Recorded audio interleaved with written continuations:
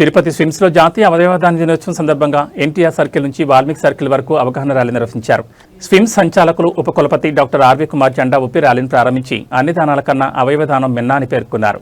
Brain dead వ్యక్తుల అవయవాలను దానం చేయడం ద్వారా పలువురికి ప్రాణదానం చేయొచ్చని, అవయవదానంపై అపోహలను తొలగించేందుకు విద్యార్థులు, సిబ్బంది అవగాహన కల్పించాలని ఆయన పిలుపునిచ్చారు. ఓం నమో వెంకటేశాయ. ఈరోజు స్విమ్స్ ఆధ్వర్యంలో ఈ అవయవదాన దినోత్సవాన్ని వైభవంగా జరుపుతూ ఉన్నాం.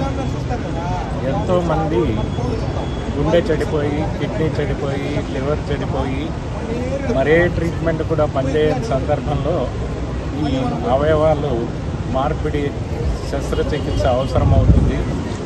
వీటికి వేరే మనిషి దానం చేయడం తప్ప మరో మార్గం లేదు.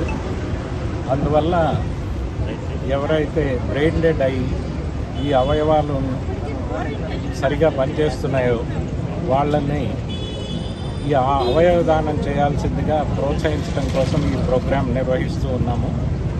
దీంట్లో వాలంటరీగా తమంతట తామే తమ అవయవాలు దానం చేస్తామనేటువంటి ఒక రిజిస్ట్రేషన్ ప్రక్రియను కూడా ఇక్కడ ఈరోజు ప్రారంభిస్తూ ఉన్నాము. ఆంధ్రప్రదేశ్లో చూసినట్లయితే ఉత్తరాంధ్రలో, అలాగే విజయవాడ, గుంటూరులో ఎక్కువ డొనేషన్స్ జరుగుతున్నాయి.